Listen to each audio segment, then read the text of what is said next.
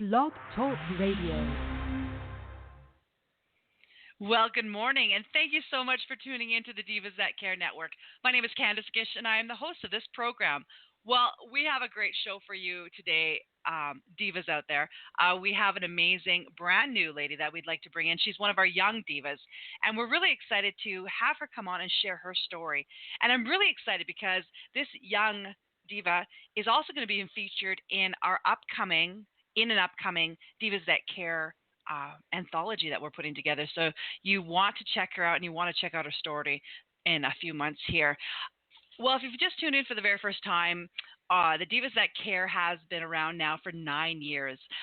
We now have a group of amazing women. We have over 10 hosts now that interview a variety of committed women weekly that are working out there to make the world a better place. Honestly, these women are beyond inspirational, and I hope that you check them out and you go to our website at divasthatcare.com and listen to all the recorded shows. And our hashtag out there, if you haven't missed it, it's hashtag Divas That Care.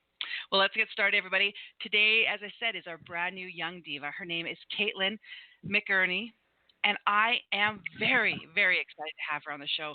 I had the opportunity to go through her website because she's got this fantastic website and learn a little bit about what she's doing, and I can't wait for her to share that with all of you today. So, Caitlin, welcome to the Divas That Care. Hi, I'm great to be. It's great to be on here. Well, you know what? I'm beyond excited to have you. You know, I always get really excited when I have the opportunity to interview one of our young divas because, you know, for any of you that know, a lot of these young girls are 18 and under, and they are doing some amazing things out there. They are the change makers of the future. They're the way makers, and I just really get excited when I have that opportunity. So, Caitlin, I'm very, very excited to hear about your story and how you're making the world a better place. For sure. So I am 18 years old, and I just graduated from Mountain Brook High School in Birmingham, Alabama. And while there, I had the opportunity to establish a nonprofit organization called Special Siblings. And basically, I'll dive into it a little bit later, but basically, Special Siblings is a nonprofit that serves the siblings of special needs children through monthly support group meetings. And so I started that the summer before my junior year. And then also while in high school, I started my high school's sign language club to teach basic signs and ASL, and then also to teach a little bit about deaf culture and promote inclusion through those with hearing impairments and disabilities.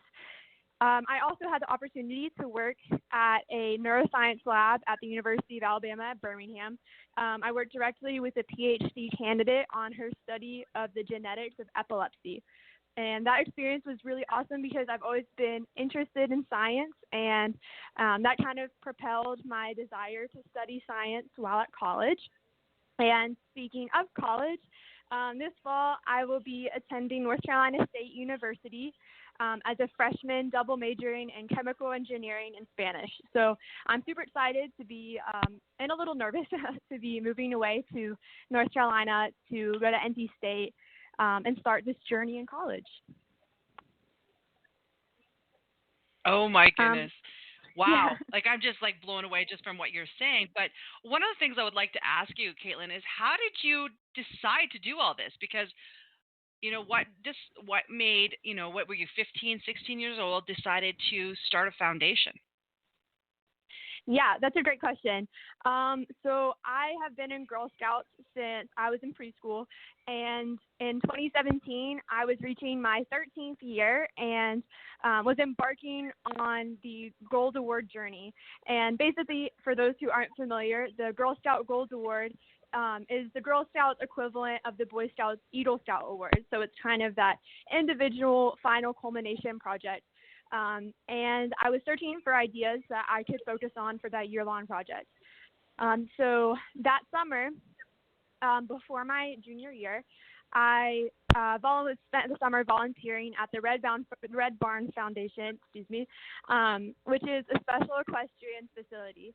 And while there, I had the wonderful opportunity to work with many individuals with emotional disabilities, physical disabilities, etc., but realized that while I was there, there were a lot of siblings of those who were getting services who just kind of had nothing to do, who were like kind of hanging out. And for me, I am also a sibling of someone with special needs. So I kind of realized that there was a whole network of us out there that had needs that were unique to being a sibling of someone with special needs that were not being met in any other service in this community. So that kind of sparked the idea for my Goals Award project. And from there, I love it. Yeah, it became a nonprofit just to ensure sustainability and long-term growth. Oh my goodness. Yeah. I think that is absolutely amazing, to be able to come up with such a fantastic idea. I know that a lot of individuals might not think like that. And I think what you're doing is fantastic. Have you, because of the question that I have, is there a lot of other organizations similar to yours out there, or is this something that, perhaps you're wanting to expand in the future to other communities? That's a great question. There is one national organization called SIB Shops, but their structure is a bit different in that it's more of a pop-up, a full-day kind of big event. And while I love that idea, there was no SIB Shops chapter in Birmingham, where I'm from. And I also wanted to make it a little bit more intimate and kind of regular. Like, I wanted it to be more regular for the kids who were involved. So Special Siblings meets monthly, and there's more of a 10 to 15 participant group who have the ability to grow as a network and become friends.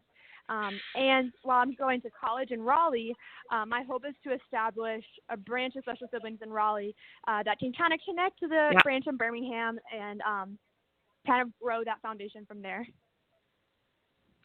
What a great idea. Can I ask you what kind of things you do at your events? Yeah, so we have different themes every month, ranging from how to advocate for yourself, how to find friends who accept your sibling, how to manage stress and anxiety. And we do activities like arts and crafts, maybe a game with a ball, maybe some yoga, making slime, things like that, that kind of fit with the theme and help the kids kind of address it in a more hands-on manner. And while we're doing all of that, there is an expert who is present to help facilitate, who's either a child psychologist, psychiatrist, special education teacher, that can help with the harder discussions and kind of serve as free therapy for the kids who are there. Oh, what a great idea. Can I ask you, is there a specific age requirement that needs to be for these groups, or do you put them in, like, do you have specific groups that you have, like, under 12 or over 12? Like, is there specific things for these groups? Yeah, that's a good question. Unfortunately, just because of library availability, so we meet at a library that donates a room to us. So we are unable to have times for different ages, although that would be a great thing for us to do in the future. So right now, we kind of have a broad age range.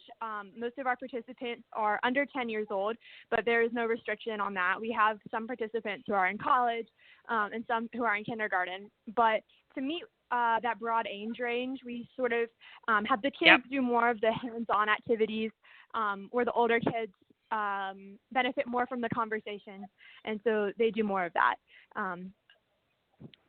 But yeah, we don't really separate. Well, I like that because at different times, no, you've got all these other kids that you can work together and you learn, and I always believe that it's a variety of ages that really support one another through that.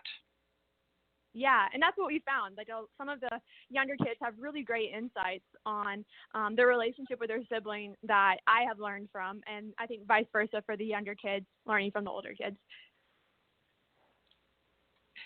Well, I love this idea. I think it is absolutely fantastic, and I love what you're doing.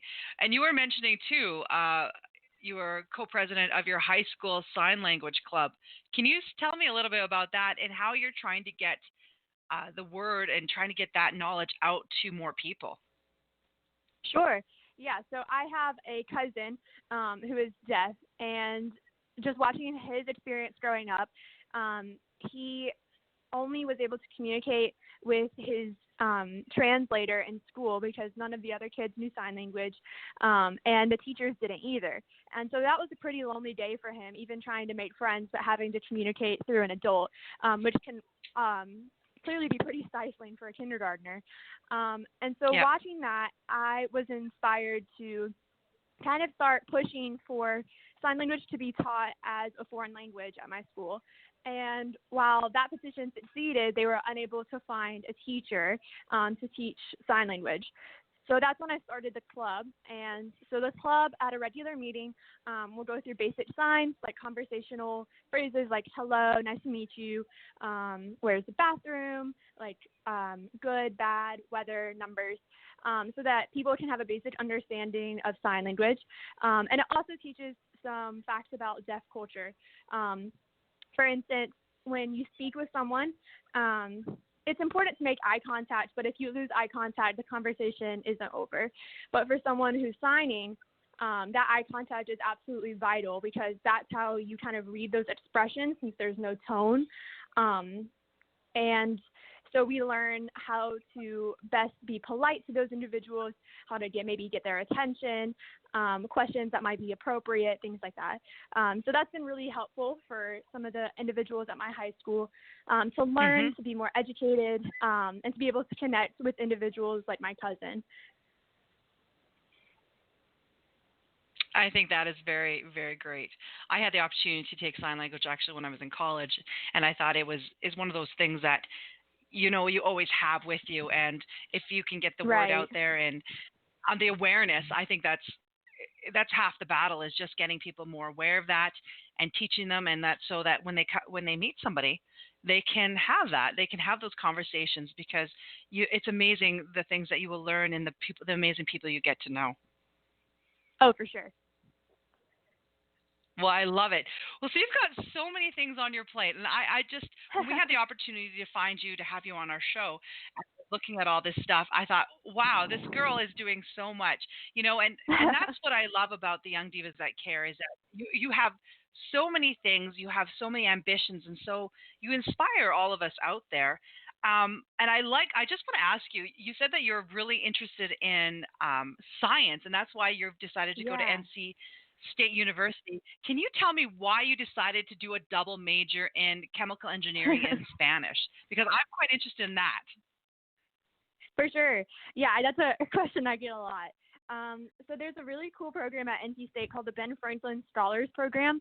And basically what it is a double major in in any engineering field and a humanities. And so I thought that was a really cool idea because I personally am pretty in favor of being a well-rounded student. So I wanted to be involved in that. And I've always loved Spanish, kind of like sign language. Language is a really cool way to connect with people, and it kind of overcomes a lot of other barriers like age, national origin, race.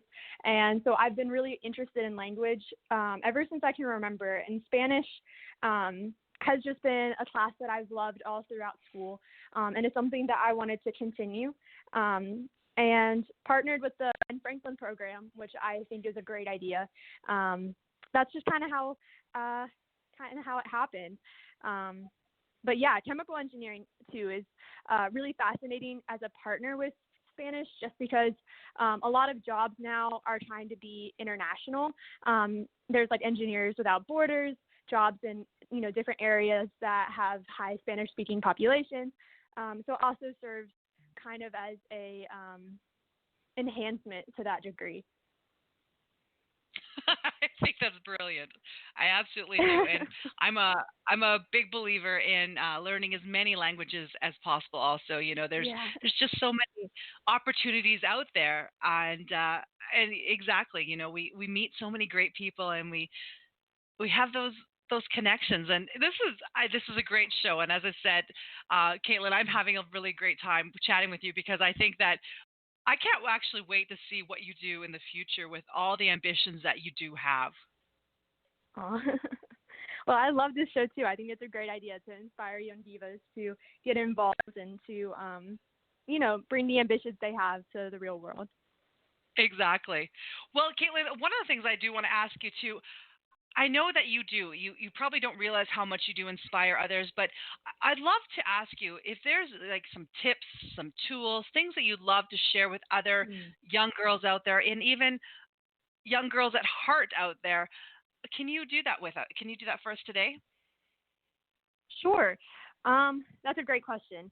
I think for the most part, what has been the biggest help to me is the confidence and support from older divas or from like older women, maybe in their 20s or 30s, or even older, who really just kind of serve as that role model and example. And for me, it was primarily my mom and the head of the lab, Dr. Lubin, that I work at. Both of these women kind of had confidence in my passions and my abilities, both in service and leadership through my mom, and in science through the PI of my lab. And that confidence kind of allowed me to pursue things that might have been risky, that might have failed, that maybe I didn't have full confidence in myself in. But because of their support of me, I was able to bring these ideas to fruition. And so I think, having that role model is really vital. And, sometimes it can be hard to find one, but I think it's so important, like going out and networking, going to like tuning into like radio shows like this, or going to women's empowerment conferences to kind of like find those people who will be like your squad or your role models, because I think that can really make all the difference. I think so too. I think mentorship is what it's all about, and we all should have mentors because we we learn better by connecting with others. And oh my goodness, Caitlin, thank you so much. I love everything that you have to share with us. Is there? I Oh, want to leave it with this. Can you send or tell us some of your social media links so that our listeners can get a hold or find out more about Special Siblings and perhaps talk to you about starting a chapter in their area? oh, for sure. So Special Siblings can be found online on Facebook and on Instagram. Our website is www.specialsiblingsbham, and that's BHAM.org. And then our Instagram and Facebook are both Special Siblings BHAM, and that's BHAM. And then if you wanted to reach out to me, my Instagram is Caitlin A. McInerney, and that's Caitlin, Kateelyn A, and then McInerney, which is McInerney. And you can, reach out to me about starting a chapter of Special Siblings or any other idea that maybe you need that role model or example or just like someone to chat about it with, and I would be happy to. Excellent. And Caitlin, I hope that you will come back on our show again in the future and share Oh, with for us sure. what you're doing. I would love to. Excellent. And you know what? Thank you to all of our amazing divas out there that tune into our show on a weekly basis. It's because of you that we've continued to do this for 9 years. And we find these amazing, inspirational women that we have the opportunity to chat with and learn all about. I hope that you take this show and you send it to all of those young divas out there. Caitlin, I believe, will inspire and empower them. I loved having you, Caitlin. It was just such a great show. I hope that, as I said, I hope that all of our listeners take these shows and send them out to the ones that they can. That's what it's all about: is locking arms and networking with as many amazing women out there as we can. So thank you again to our amazing guest, Caitlin. Thank you to all of our listeners, and I hope that you all have a fantastic day and do something kind for somebody. Until next time, take care, everybody. Bye bye.